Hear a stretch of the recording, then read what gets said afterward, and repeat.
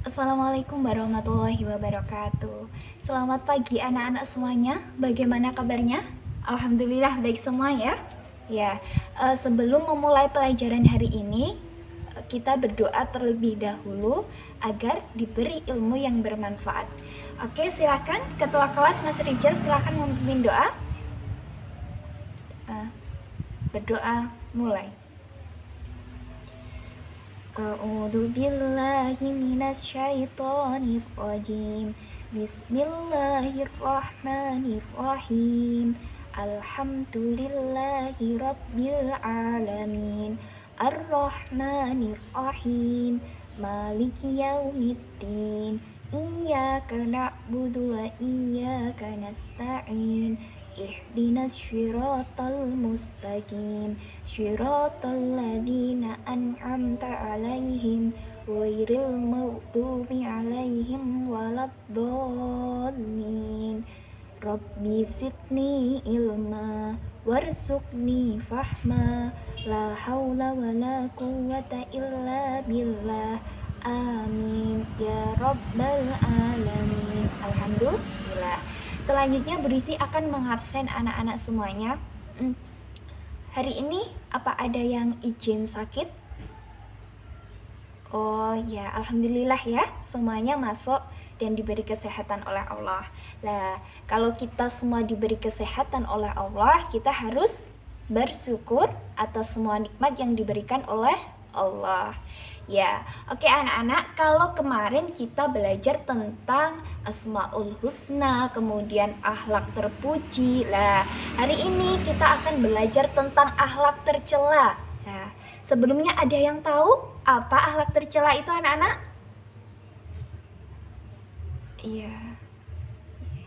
Ya, berisi akan jelasin apa yang namanya akhlak tercela. Selanjutnya saya akan menjelaskan tentang akhlak tercela. Akhlak tercela adalah sifat atau perbuatan yang tidak terpuji. Di sini saya akan menjelaskan 3 akhlak tercela. Yang pertama ada egois, kemudian yang kedua ada berkata kotor atau kasar, dan yang ketiga ada bohong. Yang pertama bersifat egois. Baik anak-anakku semuanya, ketika kita hidup di dunia ini, kita tidak mungkin hidup sendirian karena kita pasti akan membutuhkan bantuan dari orang lain. Maka dari itu, kita tidak boleh mementingkan diri kita sendiri, karena jika kita mementingkan diri kita sendiri, itu bisa disebut dengan sifat egois. Sifat egois ini adalah sifat atau akhlak yang tercela. Nah, ciri-ciri perilaku dari sifat egois ini adalah yang pertama, maunya menang sendiri, tidak mau mengalah. Kemudian yang kedua, sering menyakiti hati orang lain. Kemudian ketiga, tidak peduli dengan orang lain. Dan keempat, tidak mau dinasehati oleh siapapun. Dan yang kelima adalah tidak suka menolong orang lain. Anak-anakku semua, orang yang memiliki sifat egois pasti akan dibenci oleh orang lain. Pasti orang yang memiliki sifat egois ini tidak memiliki banyak teman. Orang yang memiliki sifat egois akan kesulitan mendapatkan bantuan orang lain. Lalu, bagaimana cara menghindari sifat egois? Cara untuk menghindari sifat egois adalah yang pertama, kita dapat membiasakan diri untuk mengalah untuk kebaikan. Kemudian, kita juga harus menjauhi sifat marah, iri, dengki. Kemudian yang ketiga, kita juga mau belajar mendengarkan pendapat dari orang lain. Dan yang keempat, kita mau belajar untuk selalu membantu orang lain. Serta yang terakhir adalah menyadari bahwa kita ini makhluk sosial, jadi kita pasti membutuhkan bantuan dari orang lain. Perbuatan atau akhlak tercela yang kedua adalah berkata kotor. Pada Quran surah Al-Humazah ayat 1, Bismillahirrahmanirrahim, wailul likulli humazatil lumazah. Artinya, celakalah bagi setiap pengumpat lagi pencela. Anak-anakku sekalian, Allah Subhanahu wa Ta'ala melarang orang, yaitu orang yang mengucap kata-kata keji atau kotor dan kata-kata mencela kepada orang lain. Rasulullah SAW mengajarkan kepada kita semua, barang siapa yang beriman kepada Allah dan hari akhir, maka berkatalah yang baik atau diam. Hadis riwayat Bukhari. Lah, anak-anak, muslim yang baik tidak akan pernah mengucapkan kata-kata kotor. Contoh berkata kotor itu yang bagaimana, Bu? Jadi contoh berkata kotor itu yang pertama, kita memanggil orang dengan berteriak. Kemudian yang kedua, kita menyebut orang dengan nama hewan atau benda lain yang menjijikkan. Misalnya anjing gitu. Nggak boleh ya, anak-anakku sekalian. Kemudian yang ketiga, kita mencela, menghina, melaknat atau menyumpahi dan memfitnah. Sedangkan yang terakhir, kita membisikkan ke telinga teman tentang keburukan orang lain. Jadi itu salah satu contoh berkata kotor. Akhlak tercela yang ketiga adalah bohong. Lah, anak-anakku sekalian, Allah Subhanahu wa taala melarang kita berkata kasar dan juga berkata bohong. Allah Subhanahu wa taala berfirman dalam Al-Qur'an surah Az-Zumar ayat 3. Bismillahirrahmanirrahim. Innallaha la yahdi man huwa yadzibun kafarun. Yang artinya, sesungguhnya Allah tidak memberi petunjuk pada orang pendusta dan sangat ingkar. Rasulullah SAW pun juga mengingatkan bahwa dusta atau berbohong akan membawa kita ke perbuatan yang durhaka. Sedangkan perbuatan durhaka akan membawa pendusta ke neraka. Bahkan Imam Al-Bukhari tidak percaya pada pendusta. Karena jika kita berbohong sekali saja, maka akan diikuti oleh kebohongan yang lainnya atau kebohongan berikutnya. Begitu seterusnya sampai ia dikenal sebagai seorang yang pembohong. Maka anak-anakku sekalian, berhati-hatilah dalam berkata. Jauhi berkata yang kotor dan berkata yang bohong. Berkatalah yang jujur sekalipun itu terasa berat, sebab kejujuran akan membawa kebaikan dan kebaikan akan membawa kita semua ke surga.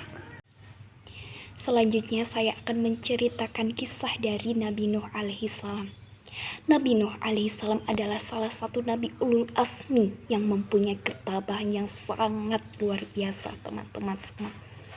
Nabi Nuh alaihissalam sangat gigih dalam berdakwah. Ratusan tahun Nabi Nuh alaihissalam mengajak kaumnya untuk menyembah Allah dan meninggalkan menyembah berhala serta kemaksiatan. Namun apa teman-teman? Hanya sedikit sekali yang mengikuti jejak beliau. Bahkan sebagian kaumnya menantang beliau untuk mendatangkan sebuah azab jika benar-benar Nabi Nuh adalah utusan Allah. Maka Allah Subhanahu wa taala memerintahkan Nabi Nuh alaihissalam untuk membuat sebuah kapal. Kaumnya mengejek dan menghina Nabi Nuh alaihissalam sebagai orang yang dungu. Mereka merasa tidak memerlukan kapal besar karena tempat tinggal mereka jauh dari lautan. Bagaimana perahu besar bisa berlayar? Ejek mereka. Nabi Nuh tetap bersabar menghadapi hinaan kaumnya. Nabi Nuh alaihissalam pun tetap gigih dalam menyelesaikan pembuatan perahunya. Nabi alaihissalam tetap bersabar menunggu janji dari Allah. Teman-teman sekalian, saat janji Allah Subhanahu wa taala pun tiba, mendung pun datang. Langit cerah berubah hitam pekat dan gelap gulita. Nabi Nuh alaihissalam memanggil orang-orang yang beriman dan hewan-hewan untuk masuk ke dalam perahu. Nabi Nuh menyeru untuk terakhir kali agar kaumnya mau beriman kepada Allah. Kaumnya tetap tidak percaya dan menganggap bahwa itu adalah mendung biasa. Hujan pun mulai turun dari langit. Lama-kelamaan semakin lebat. Air hujan pun mulai meninggi, menggenangi rumah-rumah kaum Nabi Nuh alaihissalam. Ketika Nabi Nuh berada di dalam kapal yang melihat anaknya, Kanan, ia termasuk keluarga Nabi Nuh yang tidak mau mengikuti nasihat ayahnya. Nabi Nuh pun merasa kasihan dan mengajaknya untuk beriman kepada Allah. Tetapi Kanan menolak hingga akhirnya tenggelam. Walaupun merasa kasihan, Nabi Nuh alaihissalam tetap menerima takdir dari Allah, sehingga semua orang kafir akan dibinasakan oleh Allah. Setelah mendengarkan cerita tentang kisah dari Nabi Nuh alaihissalam, anak-anakku semuanya, kira-kira apa pesan atau hikmah yang bisa kita ambil dari kisah Nabi Nuh alaihissalam? Ada yang tahu? Iya, Mas Reza? Betul sekali.